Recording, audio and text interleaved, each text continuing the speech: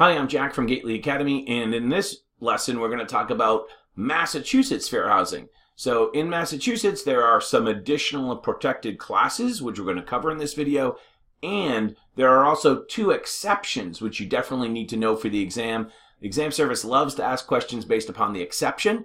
The exception question usually proves that you know the exception and the original rule, so stay tuned for that. So in Massachusetts, we are obviously covered by federal law, and it doesn't hurt to kind of quickly mention the protected classes under federal law for fair housing.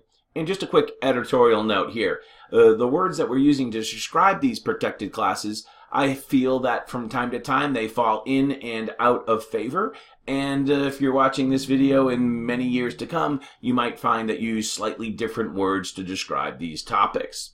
So federally protected classes nationwide, that's going to be, it's probably going to sound familiar to you: race, color, national origin, faith, or in years past we called that creed or religion, the presence of children, which we sometimes call family status, and disability. So those are pretty much straightforward. I want to just make a quick note about national origin, as opposed to ancestry, which is also on this page as well. National origin is where you actually physically come from. It is not necessarily your ethnic background. So, for instance, you might be from Peru, physically from Peru, but your ancestry might be Japanese. So, you know, you're ethnically Japanese. So, very similar. Here's another example of that. You might be from South Africa, but your ancestry might be Dutch. So, you know, these things are very important to kind of distinguish between one and the other for the exam and for real life. So, just kind of wanted to throw those two examples out there. A lot of people get confused between national origin and ancestry. Just want to kind of sort it out for you. All right, so those are your federally protected classes. In Massachusetts, above and beyond the federal protections, are protections for anyone receiving public assistance. And in Massachusetts, the most common, although certainly not exclusively, the most common public assistance that we see is known as Section 8. So this is housing assistance to help pay the rent. You cannot discriminate based upon Section 8 housing or any other type of public assistance in Massachusetts. We are one of the few states, actually, that has that as a prohibition. So public assistance status, you cannot discriminate. If someone calls you up and says, hey, I want to rent an apartment and I have a Section 8 certificate, and you say, oh, the landlord doesn't take Section 8. No, that's a no-no. That's a no-no in Massachusetts. You cannot discriminate based upon family status. Sexual orientation, gender, marital status, also additional protected classes in Massachusetts. Military and veterans, also protected class in Massachusetts. Age and ancestry, as we talked about earlier. Presence of children, that also, I just want to go back to that one. That's one of the federally protected. That one is the one that comes up most often with lead paint.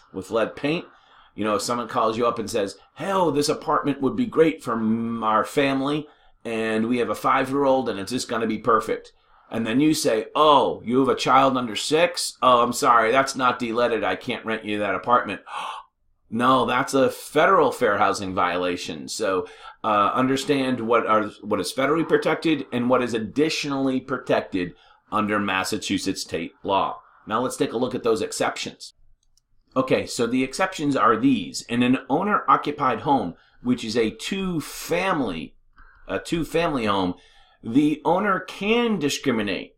The owner can discriminate under Massachusetts law. So this is a perfect example, actually, of how on the national portion of the exam, you might answer the question a little bit differently than the Massachusetts portion. Because on the federal level, the standard is a 4-family on the federal level. So the Massachusetts standard is stricter than the federal level, as it is with most laws.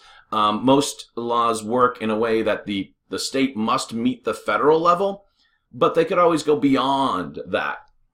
And that's exactly what happened here. So you could see that the Massachusetts prohibition is stricter. You're only allowed to discriminate, so to speak, if you have an owner-occupied 2-family, but not a 4-family in Massachusetts. There are many states that use the 4-family standard, which is the federal standard, but in Massachusetts, we're stricter than that.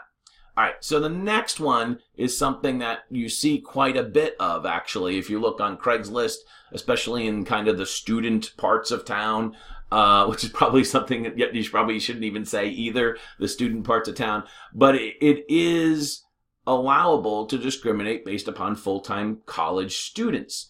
And there's a lot of colleges in Boston and throughout Massachusetts, of course, and landlords, property owners, can discriminate upon applicants who are full-time college students. Now, there are some states in the country that actually consider this type of discrimination age discrimination.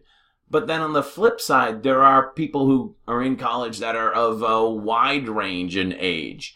So this is not considered discrimination here in Massachusetts, mostly based upon the fact that as a full-time college student, you probably don't have a income to afford the apartment. So full-time college students, you can discriminate, and you can still see ads, which are legal, that says no full-time college students. Or sometimes they'll say something slightly in the inverse. They'll say graduate student okay. That's code for no undergraduates. All right, hey, I hope you like this video. I'm Jack from Gately Academy. Thanks for watching.